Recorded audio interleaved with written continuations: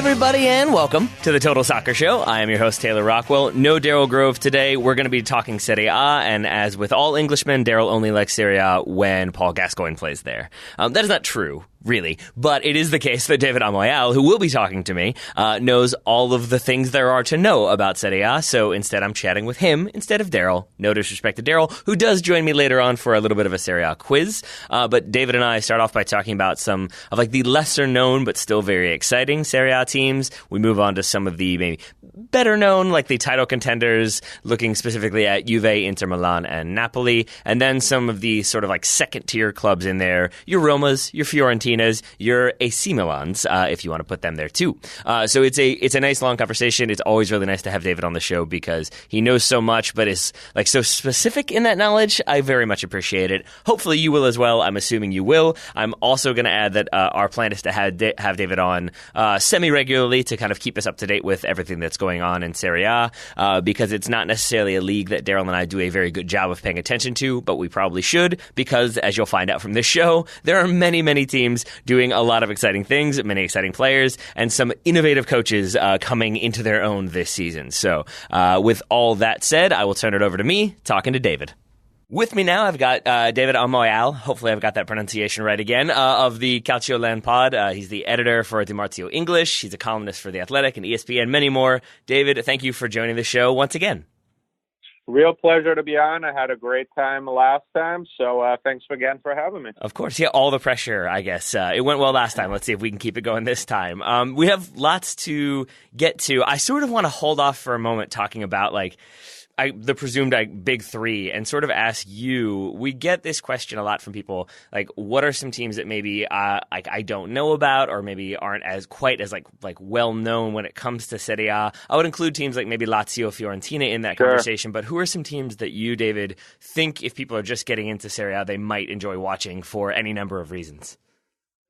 So I think the easy answer is Atalanta, and it's a good answer because they'll be in the Champions League, which was pretty surprising that they qualified. Although they play a back three with two wing backs, they actually play a really exciting brand of football.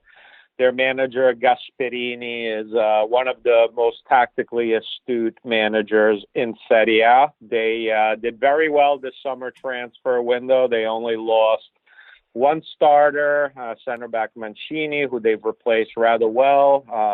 Combination of players on the squad. They brought in Skirtle, who some might know from his time at Liverpool, and they have a very exciting front line. Last season, we had Duvan Zapata and Josip Ilicic have career seasons, and this year they brought in Luis Muriel, who's another very talented striker who maybe has underachieved a bit in his career, and I think he's going to have a really strong season for Gasperini. So that's the easy answer. You mentioned Lazio, who I would recommend. I have them as the fourth best team. As you mentioned, there is a top three. I have Lazio right below them in the next tier. I would say Lazio, they are a pretty exciting team. They have a lot of talented players.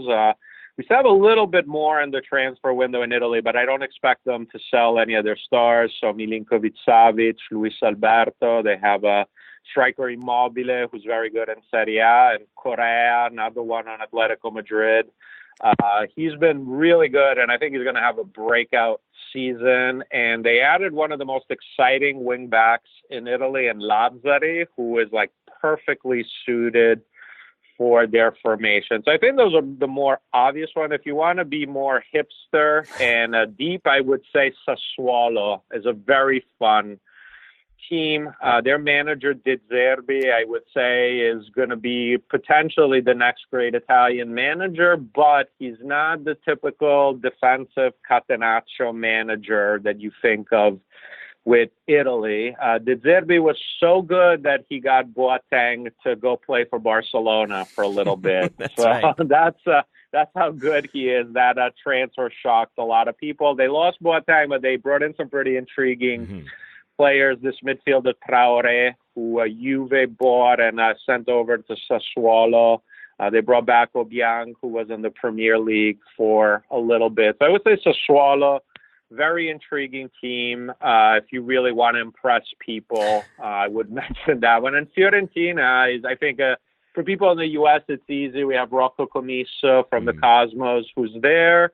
The president got off to a slow start, but man, have they been on fire. We mentioned Boateng earlier, who now is on Fiorentina. They signed Ribery.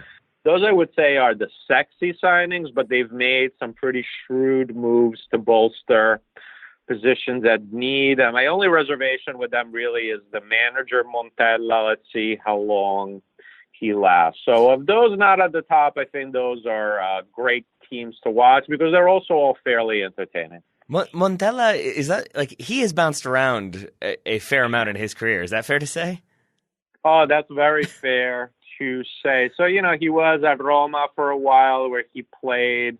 He was at Sampdoria where he did just okay. He was at Milan, struggled there. He was in Spain for like 6 months and was sacked. And he returned to Fiorentina. And I guess at Fiorentina, he did have the best stretch of his managerial career. He did get him to fourth place a few times. But, he struggled since. So, yeah, I think that's a fair assessment. I always think former players and especially strikers that are managers maybe get a little bit more of a break because of name recognition. But I feel now the pressure is on him because they did a very strong summer window. They have a new owner that didn't hire him originally. So if they get off to a slow start, let's see if they make a change. And going back to Atalanta for a moment, I kind of completely forgot they're going to be in the Champions League. Such was my preparation. Yeah. I apologize for that. How have they gone about doing that? Is it major investment? Is it shrewd signings? Is it strong academy? Is it all of the above? Or is it something else entirely? I'm glad you asked because I think it's very intriguing what they've done. So they've have a great scouting network. Like historically, when you think of Atalanta, you think of homegrown players that then go on to Juve typically or big teams. But recently, you look at their lineup, it's almost all foreign players that they found in like smaller leagues for good value. Skirtle and Muriel are really exceptions, and they wouldn't have arrived without the Champions League. They're a very shrewd club. They've sold very well in recent years, so they've made big profits, but they reinvested in the team. They're refurbishing their stadium. It's going to be state of the art. So they've done well there. They're reinvesting well in the team, and they're just really good on the transfer market. I think they have a great manager, and they do a nice job of building the team in his image.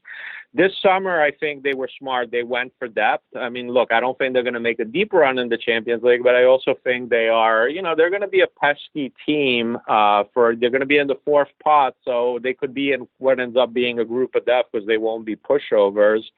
And, I mentioned Muriel. They also brought in Malinovsky. Those who play FIFA might be familiar with him. He was on Genk in Belgium.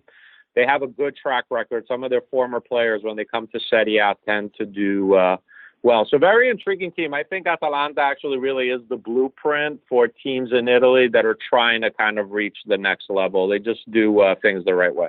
But with that said, you had, I think, Lazio as your fourth best team. The indication, I'm guessing there being that your top three is some combo of Juventus, Inter, and Napoli. Would those be the picks? Absolutely. And the only reason, look, for me, Atalanta's very close to Lazio. I was very tempted to pick them fourth. But for me, the difference is Atalanta had most of their best players have career seasons that we really, they weren't as consistent. I'm not sure they can all repeat that. Lazio, on the other hand, their best players, other than Lucas Leiva, who's been excellent since arriving from Liverpool, Milinkovic-Savic, Luis Alberto Immobile, for their standards, had a subpar season. So I think they're going to bounce back, and that's really the only reason I give them an edge on Atalanta. As far as the top three, I completely agree. To me, they are clearly on a top level. I still pick Juve to win the title, but it's much closer than in years past. And I think it's been a long time in Serie A since we've had three teams that can legitimately contend. Napoli has done a good job of keeping up as best they can to Juve, but now Inter, between bringing in Conte, getting out of financial fair play, getting out of that window where they had to watch what they spent, and they've had a great transfer window. I think they're going to challenge Juve. It's going to be really an exciting season. Well, let's start with Inter then, because I was sort of excited to see Raja Nangolan and Antonio Conte attempt to coexist. Instead, he's gone to, I think, Cagliari. Again, I apologize for my pronunciation. Why did that move happen? Is it like, are we seen the best of Raja Nangolan, or was it maybe a personality conflict? So it's a great question because Conte, when he was at Juve, really wanted Nangolan. He was one of kind of those Moby Dick players that they were just kept going after and never were able to sign. Nangolan didn't like Juve as a club, so Conte wanted him. And it's kind of ironic that now he arrives at Inter, and his priority was actually getting rid of what he considered issues with character. So we know Icardi has been frozen out, and I think at this point he'll be frozen out at least until the January window. We saw Perisic being sent out on loan. They just wanted to get rid of him once they signed Lukaku. They were like, see you later. And Nangolan, I mean, Conte just, he had definitely a rough first season at Inter. I mean, he did score the goal that got him to the Champions League, so good for that. But beyond that, he really struggled. I mean, he's just not the player where it's worth it to put up with the off-field stuff. I think him going back to Cagliari is great. He also has personal reasons for that. So I think it's a good move for him. But I could see how Conte just decided, you know what, when I desperately needed a midfielder and he was one of the best in Serie A, I'll put up with some off-field stuff, but now at Inter, I think he just wanted to start with a clean slate. And so with that clean slate, he's brought in a fair number of players. You've got Lukaku coming in from Man United, Diego Godin on a free, Valentino Lazar from Hertha Berlin, Matteo Politano from Sassuolo, to name just a few. There are many other ones. I'm not going to name them all. Don't worry. Mostly, I just want to know, have you liked their purchases, and do you think they're finished shopping, or do you think there might be a few more acquisitions before the window closes?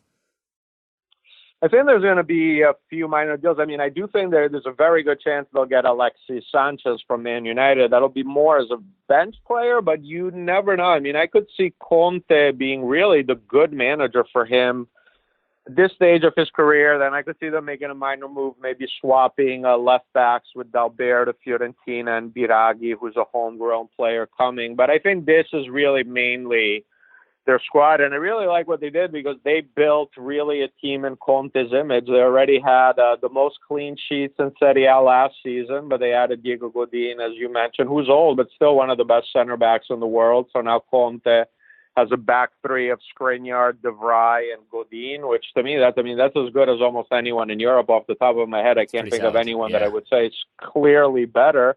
So he kind of has his new version of the BBC there. You mentioned Lazzaro, who is a hard-working right-wing back. He'll be kind of his version of Lichtsteiner, of Victor Moses, like we saw at Chelsea. Lukaku, who again has been a player that Conte has been wanting to sign for a long time, and I think he'll do well in Serie A, and I think he's going to be a very good partner for Lautaro Martinez, who was good in his first season in Serie A, did well at the Copa America. I think he's ready to break out. And in the midfield, they brought in Barella from Cagliari, who's a starter for Italy, and he's kind of that box-to-box midfielder, kind of a little bit in the Vidal mode of what we saw at Juve. And a surprising player who's had a great summer is Sensi, who arrived from Sassuolo.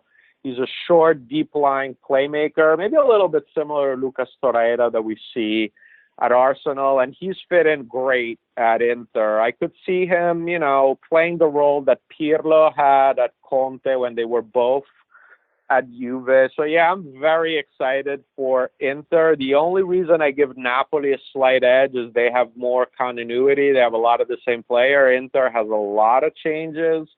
I know the same happened the first year that Conte was at Juve and they won the title, but I think this Serie A is stronger than that one. But if you're an Inter fan and you're not thrilled of this summer, you probably don't get pleased easily because I can't think of any team that's more improved in Serie A than they are. So I am more of a Premier League watcher. I'm sure that will not come as a surprise to you. And like with Antonio Conte, like I have these ideas of his philosophy, and then going back to Juventus as well, Italy the same. But like I think of him as a very defensive, counter-attacking coach who kind of like wants to hit on the break, wants the discipline, wants everybody working very hard.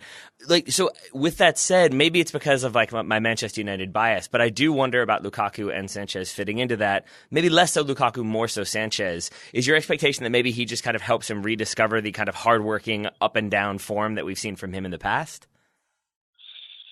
Very interesting. You know, what's fascinating about Conte is when he first came up, when Juve hired him, he was not known for the back three. He was not known for being so defensive. He actually had this idea of playing 4-2-4 with like these two wingers, and like he really adapted to what he had at Juve, changed a lot. But interestingly, I mean, he's kept that philosophy, and you know, he played that way at Chelsea, played that way when he managed Italy, and now at Inter, he's built the team that way, and that's how they're going to play. So yeah, it's interesting that you say that he's evolved in that. And look, he wanted both Lukaku and Alexis Sanchez when he was at Juve. I think where Lukaku is really going to help, and I know the knock on him is he doesn't score against the big teams, that gets a volume stats against the mid-lower table teams.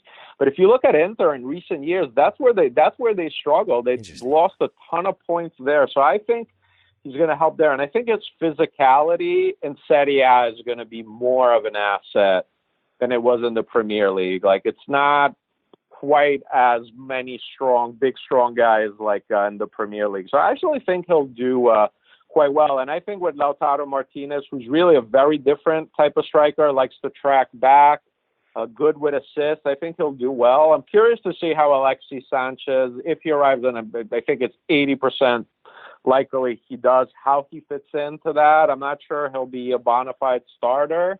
But I think he'll have a pretty intriguing role there. I'm curious to see what happens. I mean, he knows the league a little bit, played at Udinese, and when he played at Udinese, he played in this formation well. So Inter, if they get him, it's going to be on loan with Man United paying a decent amount of the salary. So I see it as a no risk, high reward. All right, so positive things for Inter and maybe Alexis Sanchez. For Napoli, to a complete outsider, it seems like they had a strong window. They brought in Manolas, from Roma. Now their center backs seem almost impenetrable. David Ospina arrives on a permanent deal, but then they bring in Alex Meret, I'm guessing, from Udinese. He's a 22-year-old goalkeeper. The one I know absolutely nothing about, but found myself very intrigued by, 19-year-old Macedonian midfielder, I think it's Eljif Elmas from Fenerbahce. Yeah. What do you know about him? What can you tell us about him?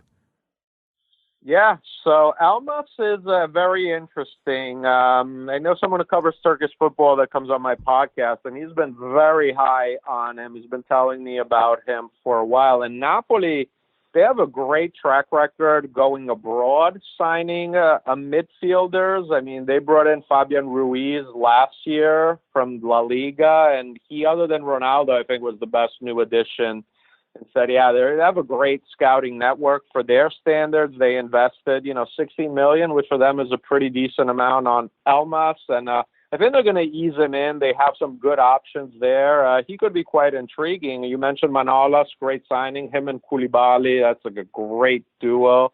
And then we also have Lozano, who arrived from PSV. Yes, and he's going to be very intriguing because Napoli has a nice attack. I mean, they have Milik, Insigne, Merns, Callejon. They had him in the mix. I mean, and to me, what stands out to me about Napoli is the new additions are very good, but they really didn't lose anyone. I mean, Albiol is the only starter they lost, and he had missed a lot of time last season. They replaced them with Manolas, which at bare worst, like even if you don't highly rate Manolas, he's equivalent to what they got from Albiol last year. So they improved and didn't lose anyone. Second season for Ancelotti there. I give them just a tiny edge over Inter just because of the continuity and because they really just did a few moves that really addressed needs. You mentioned him there. I want to talk Ancelotti, specifically his eyebrows, but not really. I just always love talking about his eyebrows. What is the perception of Carlo Ancelotti in Italy? Because you've got the kind of like Maurizio Sarri coming in, that's a lot of headlines. Antonio Conte coming back, a lot of headlines there. And so it seems like Ancelotti just sort of being at Napoli again, maybe not quite as much attention, but he's a manager who I've always very much enjoyed. I'm wondering how he's perceived in the country, not necessarily by the press, because I'm assuming that affable reputation sort of spreads to the press, but like philosophically or from his coaching perspective or history, like how do you think people see Ancelotti? So it's interesting you say the press. You're completely right. There's probably no manager in Italy that has better, because he is a great guy. He genuinely is. I mean, it's not an act, so I'm not surprised. And look, Ancelotti, I think, was a huge name. Like Napoli has had good managers like Mazzarri and Sarri, you know, that's where they really became very well known, was there. So they've always had a knack for finding good managers. But Ancelotti, of course, was a sexy signing in a way that was kind of their answer to the Ronaldo signing. It's like, okay, we're going to bring in a big name manager. I think he did pretty well his first season. I think almost everyone expected Napoli to have a little bit of a drop back after coming so close and losing the title in such dramatic fashion that they'd have a bit of a hangover. I think Ancelotti did well his season. I would say the perception of him is obviously he's a European level, international caliber manager, great handling players. Napoli now has more high profile players than they've had in the past. He's obviously great at managing those. If you wanted to pick one way that he's maybe not perceived great, as some people would say that maybe he sees Napoli as not really a retirement type place, but, you know, him winding down. He really enjoys living in the city. There are some people that would say, you know, he's hanging on also to make sure his loyal staff members always have a job. I really wouldn't go quite that far. He's not, I think his next move is managing the Italian national team, like taking a step back from clubs. So I wouldn't say he's there to retire, but I definitely think this is kind of his last big club job. Hey, everybody, much more still to come from my conversation with David, or I should say my brief questions to David and then David's excellent answers back to me. That's more of what it is than an actual conversation, but maybe this will be more of a conversation because I have Daryl Grove with me. Hello, Daryl. Hello, I am conversant. You are conversant. David just has all of the knowledge about Serie A, so it's sure easy to just sit and be like, yeah, no, just keep talking, explain more things. Whereas, you have some knowledge. You know how to make tea, I think, so there's that. Yeah, tea bag in, boiling water in, milk optional, sugar optional, stir, enjoy. There we Easy. go. Yeah. I'm pretty sure it's milk first, then tea bag, then sugar, then cold water, then just let it sit for a while. No? Oh, you monster. I saw that video. It hurt me, and I'm assuming it hurt you even more. My eyes fell out. That's not good. You should have that checked out. But Daryl, I do have a Serie A specific quiz for you coming up. But before we get to that, we should probably talk about... Oh, no, you should give it to David. He knows the answers. Why would you ask me? He would definitely know the answers. And I think would maybe... You'd get that sort of insulting, like 3 seconds of silence that you sometimes get, where it's like... Do you really want to know that? Like, okay, I guess that's fine. But for you, I'll do my very best. But for you, I'll do my I'm very excited. best. How about that? I appreciate that. But first, before we do that, we should talk about today's sponsor, Hims, a new wellness brand for men. Hims is a one-stop shop for hair loss, skincare, and sexual wellness for men. That's over at forhims.com. And according to the Hims copy, with age comes wisdom. That hasn't happened to me yet. No. But getting older can be a downer in one area specifically. I don't know what on earth they're talking about. What are they referring to? You don't know? I think they might be referring to the fact that 40% of men by the age of 40 struggle from not being able to get or maintain an erection. From what I understand, that can be like physiological, but I know that stress can be a factor. And I'm going to assume there are several different coaches out there in Serie A who are going to have very stressful seasons. Maybe that can manifest in different ways. Maybe this is one of them. So maybe they should check out forhims.com. So it can be physiological or psychological. Yes, exactly. or board of directors inspired. If it happens to you, here's the big thing. The thing that I think is quite serious about when we do the Hims copy. If it happens to you, this isn't in the copy. This is my personal sort of feelings on it. Don't be embarrassed. No. Don't suffer. don't suffer unnecessarily, because you can get a proper medical solution to this problem. It is a weird thing where, like, because you say that and I want to say, like, yeah, it happens to everybody, but then you instantly have that, like, no, but it doesn't. Like, I don't know. Like, I think I'm wired as a male to be like, no, there's no problems. Everything's fine. Don't worry about it. Let's move on. Yeah, Let's move on. Taylor Viral. Exactly. But if you do have that issue, Hims connects you, again, with real licensed doctors, FDA-approved pharmaceutical products to help you treat ED. These are prescription solutions backed by science and, very important, made affordable. There's in the copy, it also says there's no multiple in-office doctor visits and there's no painful injections, which I think is very reassuring. I I didn't read that, but that is very important to note. The full line is no painful injections like other treatments. That means that is one of the treatments out there. I guess so. That seems like a bad treatment. That's it. I feel like that's some unscrupulous doctors right there. Yeah, I mean, I guess you get injected in various places, right? But that would be like that would worry me, essentially. Especially knowing there's an alternative. I think I'd be looking at the alternative. I am squirming from theoretical pain over here, so I'm just going to say try Hims for a month today for just $5. We'll get you started for just $5 while supplies last. Not us, Hims will. Right? Yeah, true, very true. We will not be manufacturing these drugs. I mean, it would be a step in a direction for us, and that direction would likely be prison. Prescription products are subject to doctor approval and require an online consultation with a physician who will determine if a prescription is appropriate. See the website for full details and safety information. This could cost hundreds if you went in person to the doctor's office or pharmacy, and they may try and do one of those injections. Instead, go to forhims.com/totalsoccered. That's forhims.com/totalsoccered. There we are. And why interact with a human when humans can be the worst? Instead, just stay in your home and have it sent to you. You'll be fine. One final time. It's forhims.com/totalsoccered. There we are. All right, Daryl. So I'm also excited to talk with you because talking to David reminded me that there are some things I know about Serie A and there are many, many other things I do not. So I wanted to see where you are in your knowledge. I'm going to guess that you are more up to date on things than I was. But I've got a few different questions for you. We're going to do a sort of Serie A quiz. Do you feel prepared? Here's where I'm at. I was more comfortable talking about ED than I am about Serie A. All right. Well, let's see. Let's start with what could be an easy one, unless maybe you overthink it. What club currently employs Gonzalo Higuain? Oh, I know this. It's Juventus. It is Juventus. Yeah, but I had to look it up because I was like, they're trying to get rid of him, right? But he is currently employed there. Yeah, but it was the double loan last season that really confused me. The loan to Milan and then the loan to Chelsea and then moving back to Juve. That's a rarity. So you're 1 for 1. Good job. See, it's not that hard.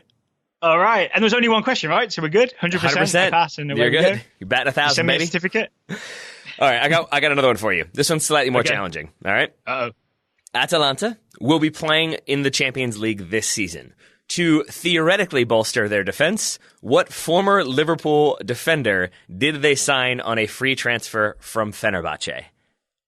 See, this is incorrect because Atalanta went out in the first round of the CONCACAF Champions League. They will not be. Okay, I was confused for a moment. I was like, wait a minute, what's happening now? I see what you've done. You've bought yourself time. All right, so Atalanta signed a defender, former Liverpool defender, who was where? Fenerbahce? Yep. Is it Martin Skrtel? It is Martin Skrtel. There you go. Your hint was going to be He-Man considers him evil. That was a pure guess, but I felt like an educated guess. I mean, you're knowledgeable, my friend. You're 2 for 2. You're doing great. All right. Another one for you. According to Transfer Market, there you go. What goalkeeper has the second lowest market value of any player for Juventus? So of all of Juventus's players, if you search by market value and then do the reverse search, there is one player whose name I was not familiar with. Then there's a goalkeeper who you probably know. Okay, first of all, it's pronounced transfer marked. Mm-hmm. There's no second D, right? No, there's not. It always bothers me. Again, is it German? Is it a German thing, or are they just like, we're going to skip a letter here? I think it's just efficiency, man. We don't have time to write out a full 2 words. It's like Tumblr, right? They're just like, we'll skip a vowel. I'm going to assume that website was taken. I hope it wasn't like sloppily registering a domain and misspelling it when they did. All right, I'm going to take a gamble here, and because of his age, I'm going to say it's Gigi Buffon. It is Gigi Buffon. I wasn't sure if you knew that he had gone back to Juventus or not, but yes. Yes, it is Gigi I did Buffon. know that. I doubt he will be the starter. I'm assuming that's still going to be Szczesny. I think that's how you pronounce that. But yes, Buffon is back there. I think his market value is like 1.5 million euros or something like that, which... That makes sense, right? Because no one would... We know he's towards the end, then you wouldn't get long out of him, so there's no market value for Gigi Buffon. See, you were nervous. You're 3 for 3 now, man. You're killing it here. All right, how about this one? Matthias de Ligt signing for Juventus was the most expensive purchase in Serie A this window. What player was the second most expensive import? Ooh. I will give you a hint if you need one. Expensive import to Serie A. I can't remember who Juve bought. Did Inter do some shopping? Am I on the right path here? This player plays for Inter Milan was going to be your hint. Inter bought... Oh, I don't know, Taylor. I don't know. Yes, you do. Think about it. I guarantee you do. I'll give you this one then. He played in the Premier League last season for a team that I care about. He played for Manchester United and he signed for Inter, and his name is Romelu Lukaku. There we go. And I did it with no hints at all. No hints at all. I'll edit them out. We'll make it sound like you know it. I'm giving it to you, though, 4 for 4, because sometimes the hints don't help. You are so generous. Hey, I want you to do well. You deserve a good score. Final one. This one's a bit more challenging, but I'm guessing maybe you've noticed it. By the time many people hear this, a certain 24-year-old winger that we both know and usually enjoy will have signed for Napoli. Who is that player? A 24-year-old winger who we both know and enjoy. In most of the time, except for very specific games. That's a trick question because Quaresma is not 24. Oh, I do know. He's Mexican. He is. It's not Tecatito. No. It is... Why am I blanking on his name? He's so good. We've watched him so many times. I'm having that sort of... Would it help? Would it help you? I guarantee you this jogs it. Your hint was going to be he shares a nickname with the antagonist of a horror franchise. Oh, Chucky Lozano! There it is. Was that who you were thinking of? Or were you thinking of Diego Lainez or something else? No, I was thinking of Chucky Lozano. But for some reason I had Tecatito in my head. That happens, man. That happens. But yes. You did figure out very, very wisely that I was alluding to the fact that we enjoy him until he plays for Mexico against the United States. Yes. Mm-hmm. There you go. 5 for 5. You nailed it, man. Quizzes aren't hard. You got this. With no help at all. No help at all. No help at all. And for listeners, I did edit out all of the hints. So any hints you did hear, those were like very early on hints. And we'll leave it at that. Oh, you've ruined it now. You've made me look bad. It's my job, Daryl. It's what I do best. I also do ad talk very well. Shall we talk about... You talk ad good? I talk ad very good. Taylor transition smooth. I talk most good. Let's talk about today's sponsor, Talisman Caps, shall we? Yeah, let's do it. Based in St. Paul, Minnesota. Yeah. Based in St. Paul, Minnesota. Talisman Caps. It's an independent, soccer-themed cap company. I'm not sure that's how they would describe themselves. That's what I'm going with. I want to know what world we live in all of a sudden where Daryl gets a perfect score on a quiz and then doesn't have to pause to make sure that St. Paul is in Minnesota, which is, view behind the curtain, a thing you do literally every time we talk about Talisman. Well, this time I have talismancaps.com on my iPad, and it says Talisman & Co. in their very nice font with St. Paul, space, Minnesota underneath. Perfect. So I want to talk about the hats in a moment, but I also first wanted to talk about the kind of vintage shop they have. It's a thing we don't often talk about when we talk about Talisman Caps, but it's a really cool feature that it's essentially you can go to their vintage, in the drop-down menu, there'll be a vintage tab. You click on that one, and then it basically it's called the Talisman Vault. It's in the vault, just like Disney used to do with Little Mermaid and stuff. It's the Talisman Vault. Yes. And in there, there's vintage jerseys. The Talisman aren't a gigantic evil corporation. Instead, they're a lovely independent organization. But the vault is very cool because basically it's curated jerseys from clubs and countries and even some players from around the world. But for purposes of today's show, they've got I think it was a Napoli shirt from around 2000. There's an Inter Milan jersey from 96, 97. And I think as you pointed out, there's a Juve jersey from before Juventus ruined their jerseys. Yes, a pre-fall Juve jersey. But there's a Roberto Baggio shirt that has Baggio on it, and it's it seems to include player information, which I found kind of awesome. So if you need a sort of secondary way to show your support for a team. Like you could just buy the Baggio jersey and be like, yeah, I'm pretty big into Italy soccer. I have a giant Baggio face on my stomach. So yeah, Talisman, I think with this vintage, with the Vault, they're kind of proving they have an eye for style, right? Because these are like select jerseys that they've picked out of like, these are classics. You will want these. Yes. And you can see the same taste that the people at Talisman have got. It's Dustin and Bethany, right, who are in it.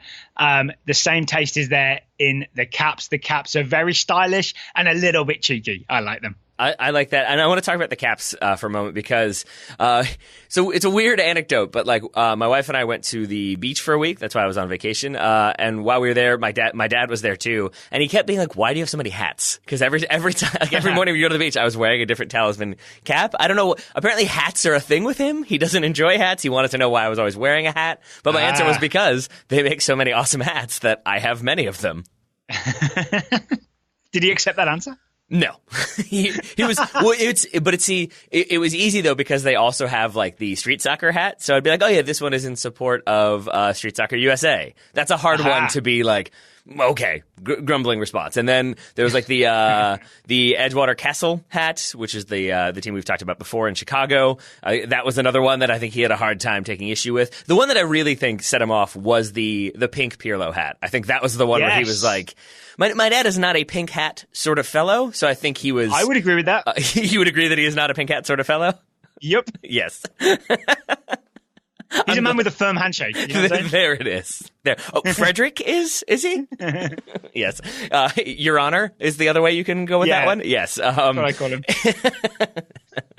Yes, so I think eventually was won over by the variety and style of hats. That said, I don't know if he will be wearing a Talisman cap, but I would encourage our listeners to wear them for sure.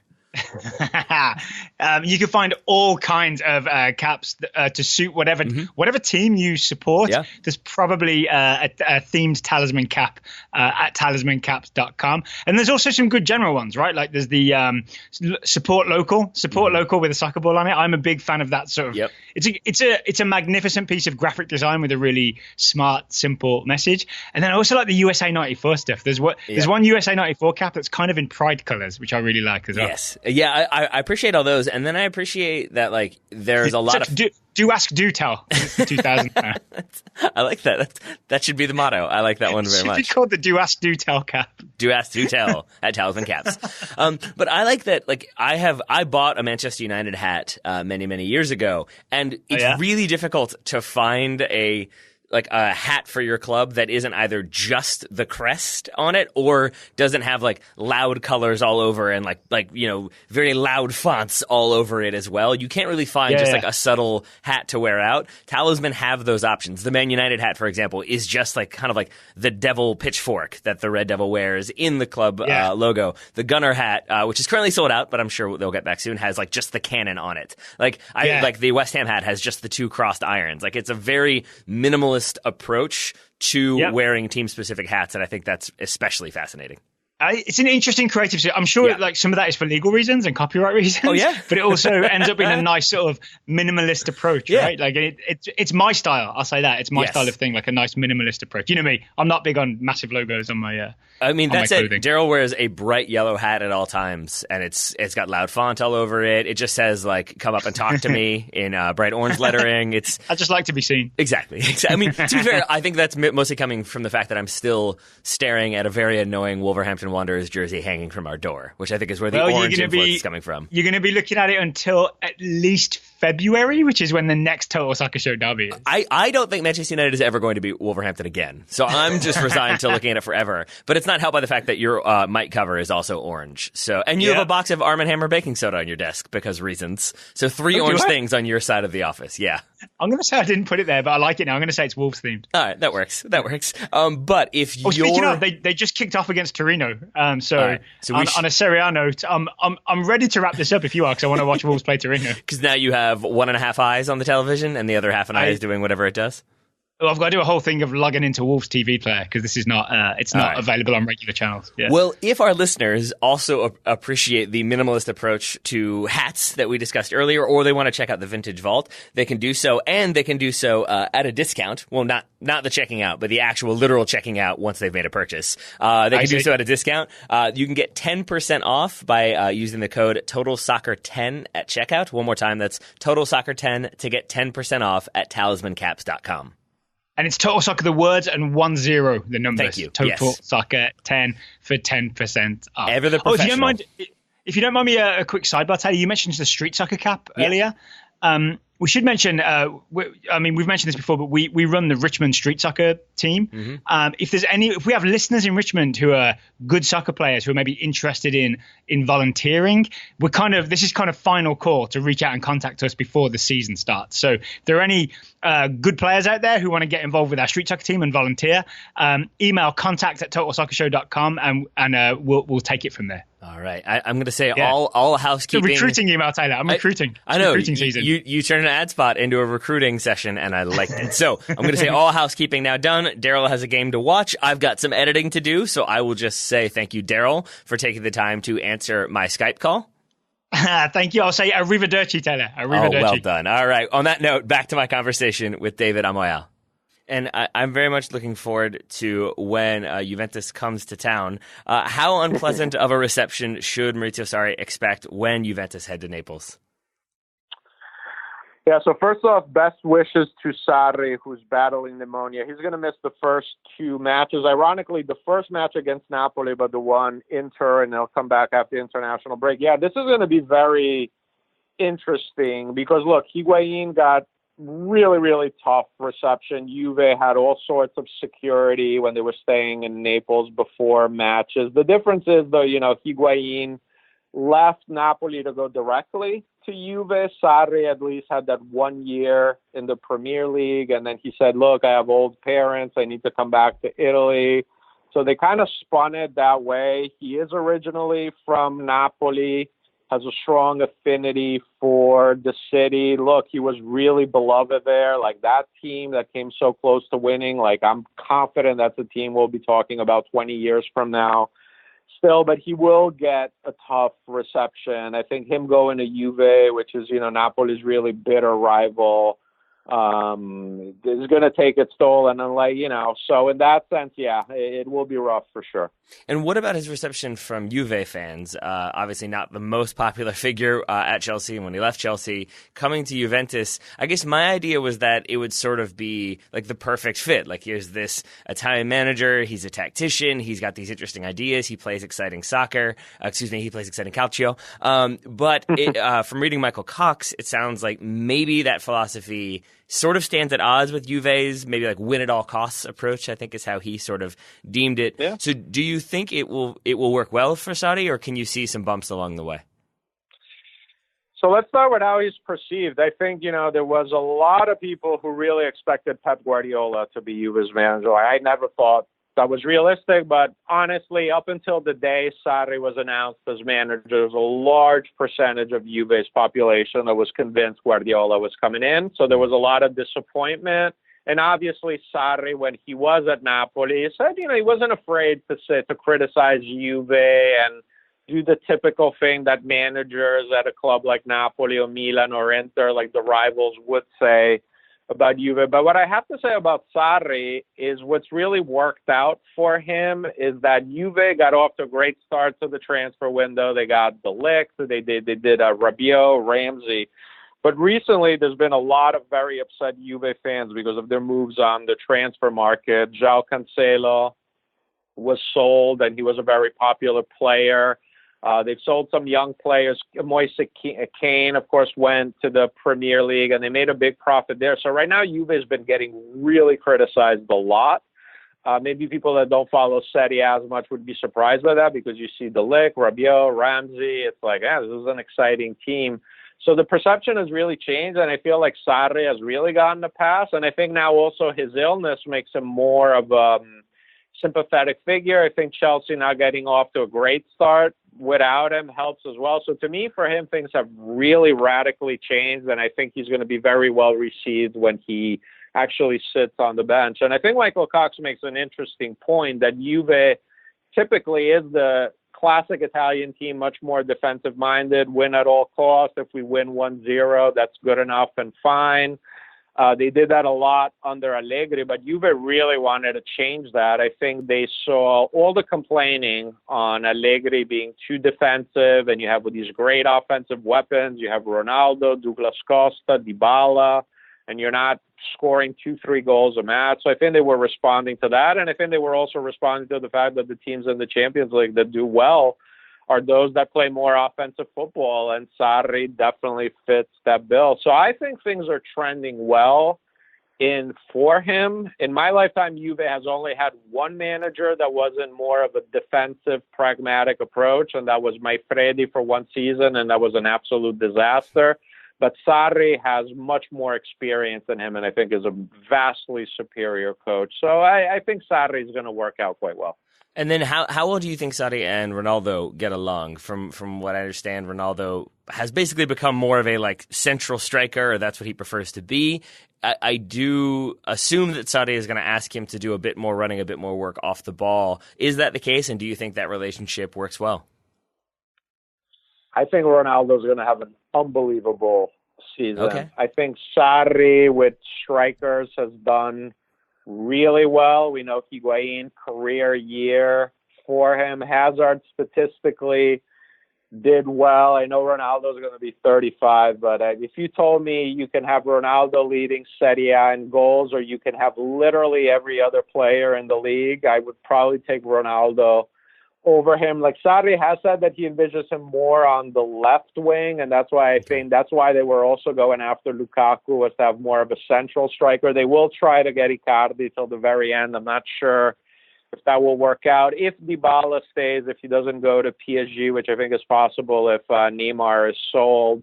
If Dybala stays, I think he'll play the false nine role that we saw Merns and Hazard play at Chelsea at times, and that could be pretty interesting. But I think Ronaldo's going to have a monster season. I will say what did surprise me this summer is that you never felt like Ronaldo and his agent Mendes had much input on who the Juve manager was. Because I got to say, when there was talk that Allegri was going to leave, I was like, watch, they're basically going to pick the manager. And when that didn't happen, I have to say I was very surprised. But I think Sarri is going to be really good for him.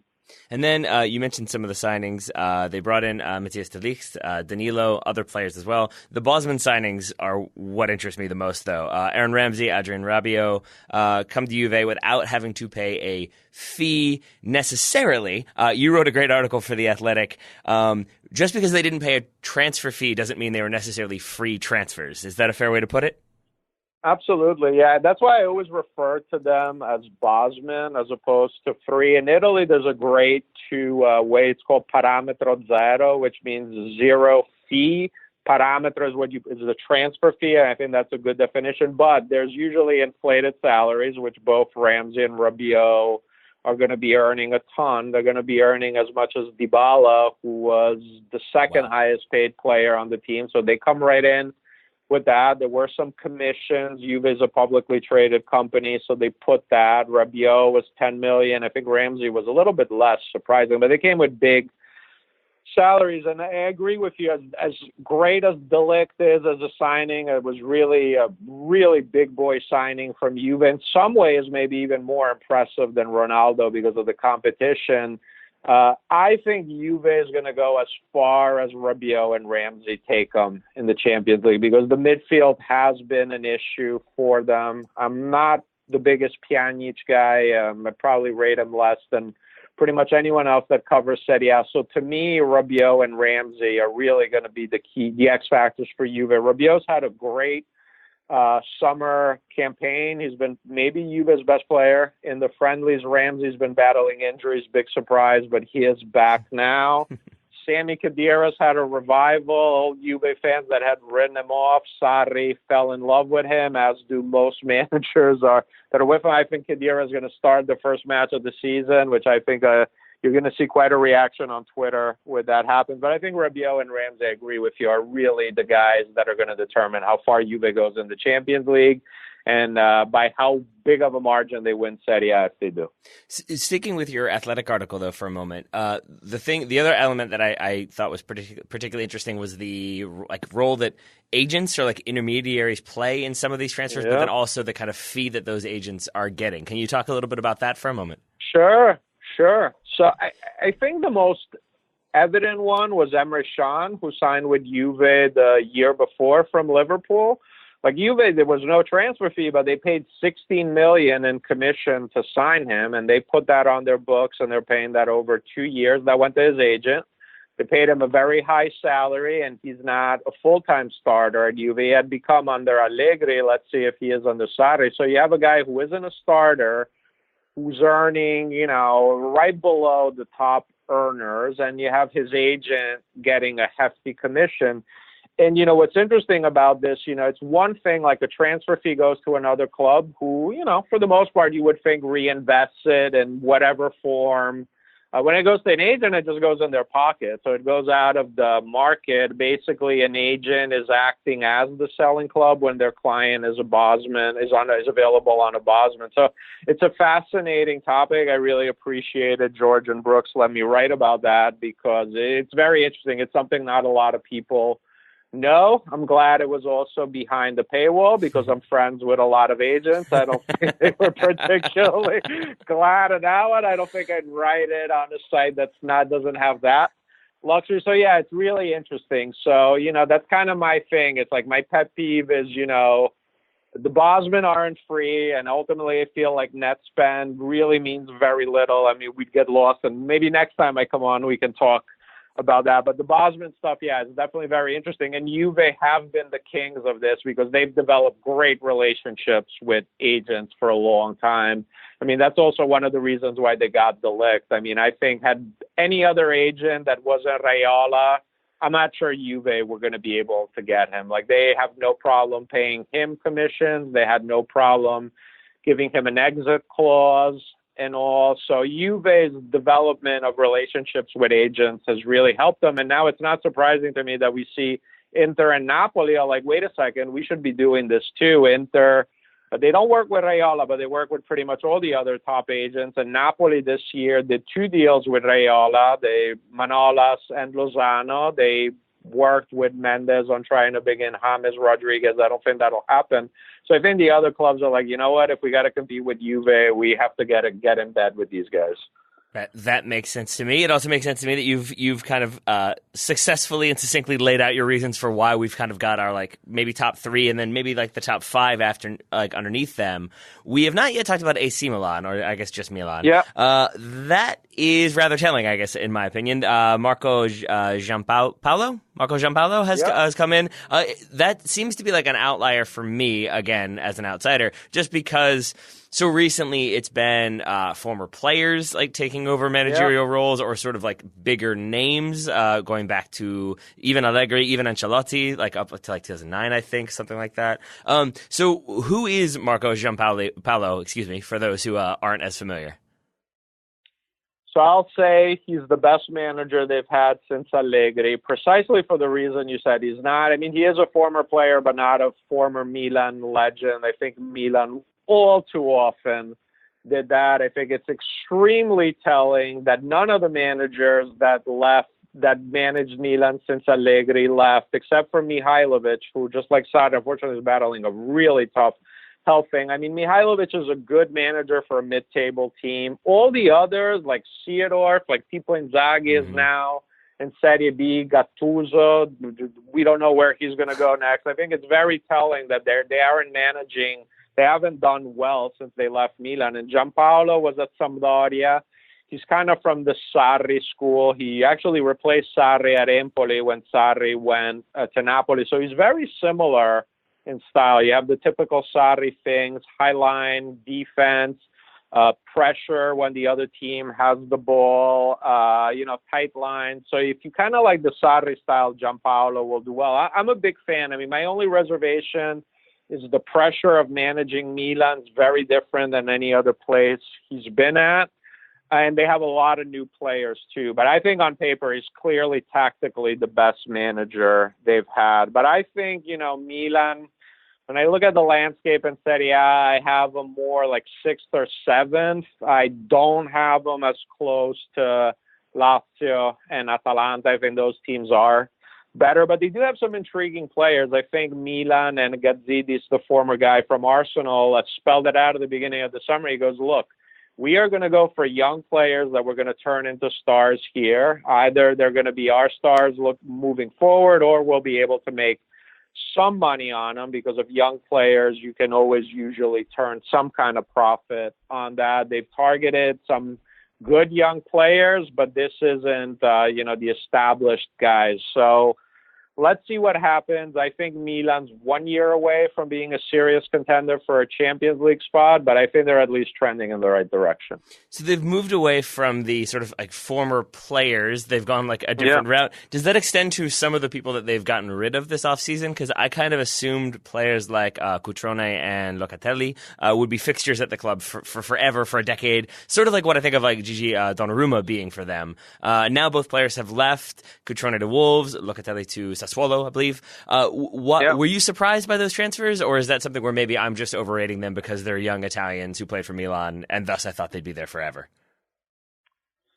So this goes back to, I don't really believe in net spend, is the homegrown players bring huge profits to teams because they don't have an amortized value because of the cost of acquiring. So a player like Cutrone went to and I think he's a pretty good player. I mean, I don't think he's a starter on a team like Milan. I think if he's your first striker off the bench, that's great. But they made a pure profit on him. That sale essentially covers the annual cost of almost all the players they've brought in since, because it was a pure profit. So Benacer was a very intriguing player. He was voted best player at the Africa Cup. They brought Leao from Lille, who was an intriguing young striker. They brought Theo Hernandez from Real Madrid. They brought Krunic from Napoli. Like, the cost of all those players for this fiscal year was covered by Cutrone, so I could see why, now that they have strict financial fair play parameters. I think Milan, for the right offer, would have moved Donnarumma too, but credit to him, he said he absolutely wanted to stay. Now let's see if he negotiates a new contract. Maybe PSG does another attempt before the window closes, but at this point I think Donnarumma stays. But it's kind of the same reason why Juve sold Moise Kean, is you can just make a pure profit on these homegrown players, and it is painful to see them go. Cutrone didn't want to leave at all. Actually, he was here in Boston when he was sold, and he was not happy about it, but in a way he helped Milan more with that sale. How are like the fans of Milan feeling about this? Because it's a club that, historically has been this huge team that have been internationally known. They've competed on like a number of different fronts and been known to the Champions League. So for them to be sort of like, maybe we're going to finish 6th or 7th this year, and then maybe next year we're going to get to the Champions League. I understand there can be patience if it's like a project that's developing, but the way Milan have been so up and down and sort of so middlingly up and down, how are like supporters of the club feeling right now?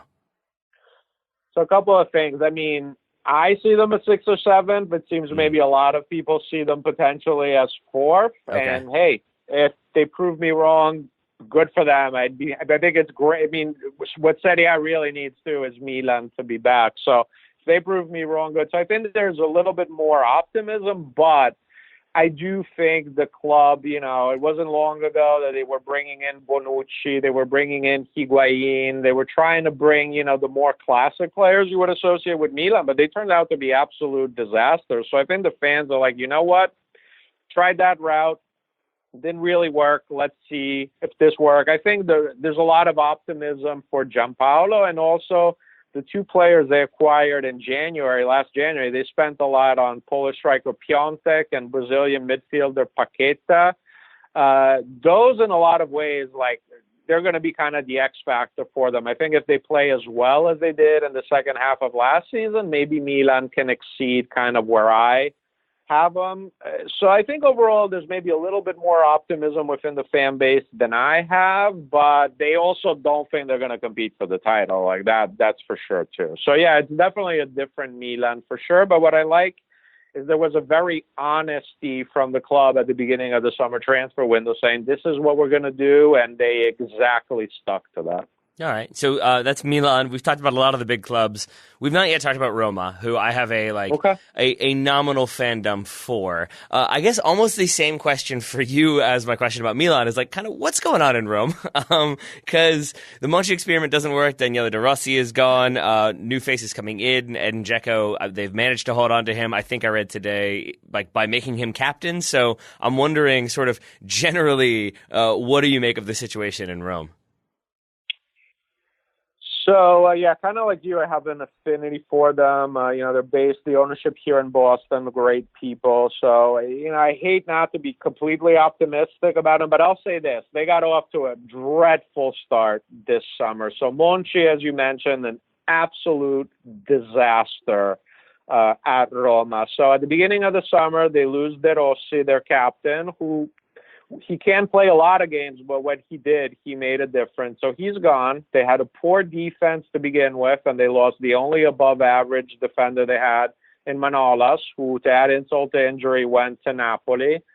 Then they lose. They struggled scoring goals last season. They had a poor defense, didn't score many goals. They lost El Shaarawy, who scored their most goals on the team, was their most consistent player. So that's how they started the summer. Then they brought in new sporting director Petracchi, who came from Torino. I think he's done well. There's no, I'm not denying that he's done a good job. They finally have a real keeper in Paul Lopez. Last year, Olsen was absolutely dreadful. They brought in Mancini from Atalanta, who's pretty good. He's a good young defender to kind of help replace Manolas. They might get Rugani from Juve. Not a big fan, but maybe he can relaunch himself there. They signed Dzeko. They resigned Dzeko, as you said. And look, to me, if the alternative was signing Higuain, which looked to be the case, I'd rather have Dzeko. But he also only scored 9 goals last season and is now 33. Still, again, though, it was the right thing to do. So I think they're going to struggle scoring goals, and the defense I have reservations on. Now, they do have a strong midfield, and they had a strong midfield going into the summer, even losing De Rossi.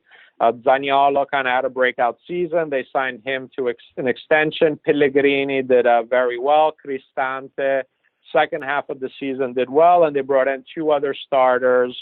And Diarra from Napoli, young player, very promising, but didn't live up to expectation at Napoli. And Vertu from Fiorentina, who's a functional player.